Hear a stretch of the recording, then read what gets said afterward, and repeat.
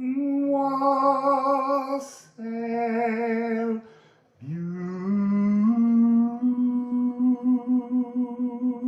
beautiful people. So, still 2025. And there's been so many messages coming through for the last few days. I don't know how to share them. I'm trusting that the cards will bring up the subjects as needed. I have a whole series of doors to explore. So, there's also a lot of wizards everywhere, just saying. I see them walking around.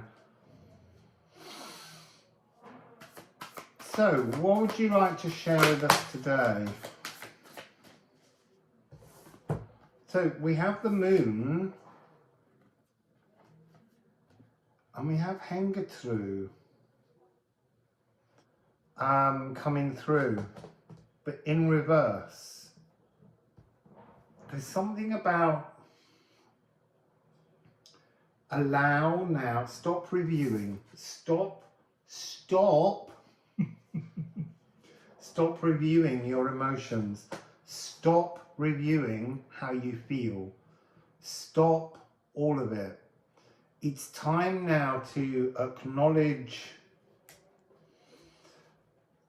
the lowering, the conjoining, the merging with your higher other divine aspect. It's really important. There's this frequency of stop thinking you're ordinary. Stop thinking you're ordinary and start remembering how spectacular you are. And that's a big ask, you know. But that's the frequency that's coming through. Okay, so look, this is like a challenge. This card is coming across as a challenge.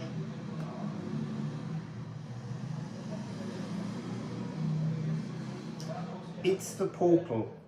It's the giant portal. So there's an energy in this frequency where the way in which you consider your own emotional application into the physical world around you is actually holding you back. And that's why you have to change the way you review or view your emotional landscape, the way you think about yourself. Antaeus, the giant. Antaeus is believed to have been buried at Umzura, where hopefully I'm going tomorrow. There's a weird energy of not being able to get there, and if it comes down to it, I'll walk. But I can't plan it. It has to be just engaged with tomorrow. It has to be in a now moment. So Antaeus was a giant. He was defeated by Hercules as part of the 12 labours. And it links to the cave that we went to, the Hesperus, the golden apples, all of these frequencies of opportunity.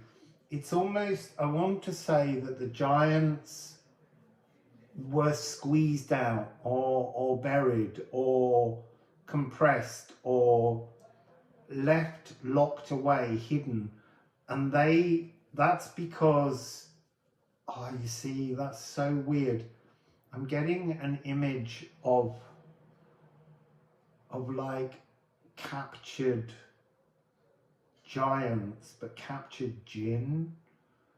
So jinn being uncorked, being angry, being frustrated, trapped, not allowed to express their own freedom.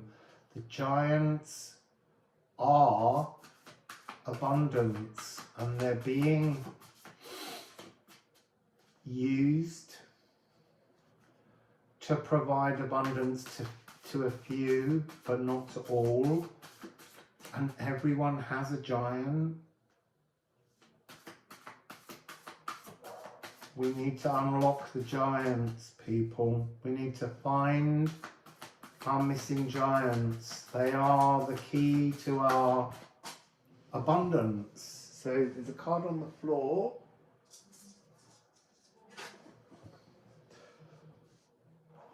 $33, garb, trothing. I feel as though there's a contract we all made with the giants.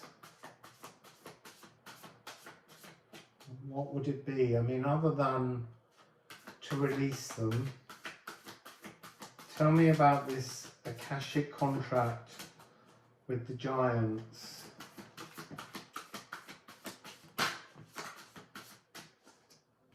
More on the floor. Yeah, Hagal.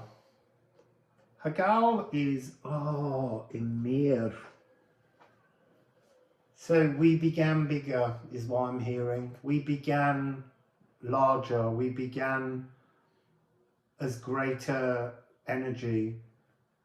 Behind the veil, our soul is vast. And we need, this is interesting, we need these two Ganunga gaps down here.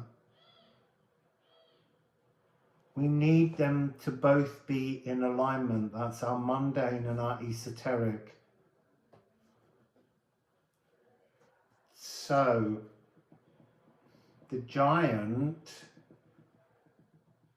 and abundance is all linking to Pluto. We have to invite Pluto in to our Palace of True Reflections. Again, this is coming directly underneath Hengtru, and this is Tyr. Tyr was once the god of gods, and Tyr, in the functioning mundane mythology that we teach ourselves, tell ourselves, Tyr has become a much lower down figure. Other humans, other beings have put themselves above the truth of, I want to say, each individual's divinity. And there is this sense again of lowering, bringing, dropping our divine vastness, our Pluto giant frequency, into contact with the earth. It needs to come back into contact with the earth. And then we have, oh, that's interesting. Yeah, Gutton. This is to gut all blockages, all pathways. There's a swinging door.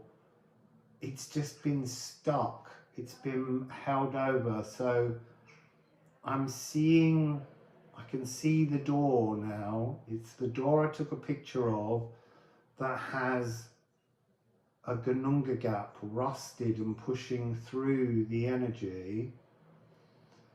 And it also has a frequency of Ing, a frequency of a harvest, a divine sparking harvest, but it needs the two aspects of the divine combined as one through the physical. So that's you, your consciousness is divine. And then there's a higher version of you that's also divine. They have to meet and they have to be physically present here in the 3D. That's why you land your palace. And then 12 is unfulfilled needs, physical needs that cannot be fulfilled until you create this palace, this true reflection of your soul energy. So let's just give another little shuffle with the musical alchemy and see what we get there.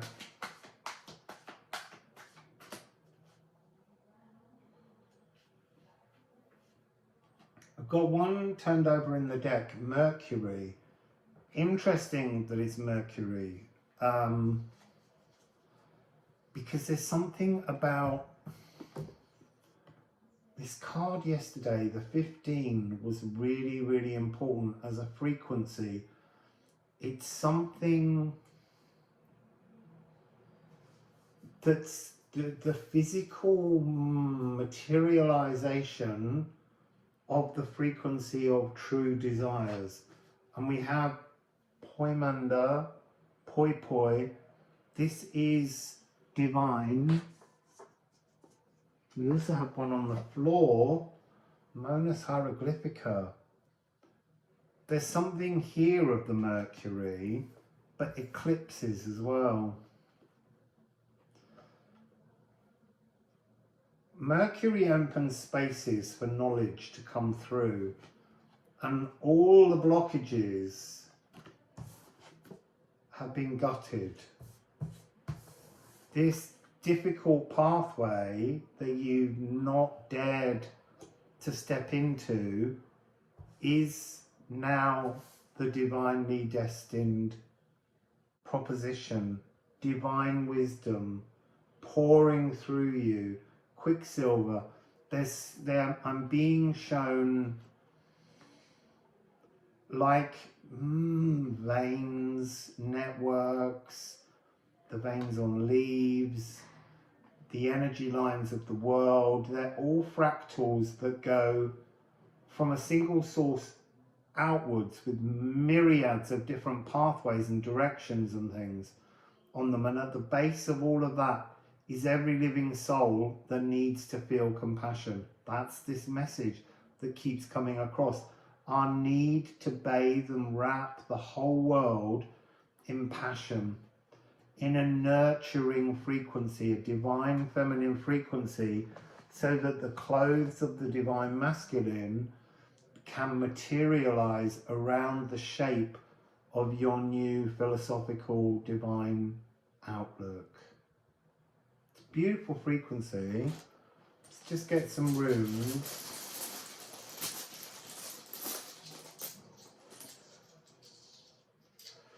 I see, look. Hell, again. The message is, this is the year the light returns. We have Nide, the darkness, the nutrients in all the shadows. It's almost like being given the chance now to literally just illuminate shadows and go, there's all of the nutrients I've been looking for. There's this chance to grow again, but you're growing from this new place, which is the space where you've parked your palace. And there is the very symbol on the door that's trying to break through, the Gununga Gap, and the two crossed sparks of your divine spark and your consciousness divine spark here in the mundane world where we live. That's what you're working on. It's all very purified energy, but just very interesting that that door really clearly wanted to show why it's the space that we're opening today. I feel like just one more. Yeah, so we have 3-6. This is Egel Shamir. This is this is talking about a coding that's hidden within a snowflake. So 6 sides, this is 8. This is protection. You have to decide which 2 energies, cardinal direction energies, whether it be north and south, east and west, southeast and northwest. You have to decide which of these cardinal energies that you have feelings about that are quite rigid, that could do with just being pulled apart so that that pops and creates the snowflake from the Egel Shamir. Because the snowflake is the energy of the hailstone. It's how we melt the chaos.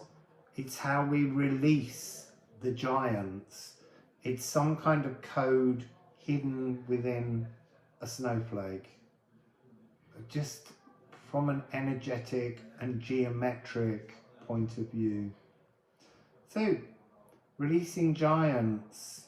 Didn't quite finish saying how we do that, but I'm assuming that the need for the message has a preliminary, and maybe one of the other doors will give us some more. So, Wassail, beautiful.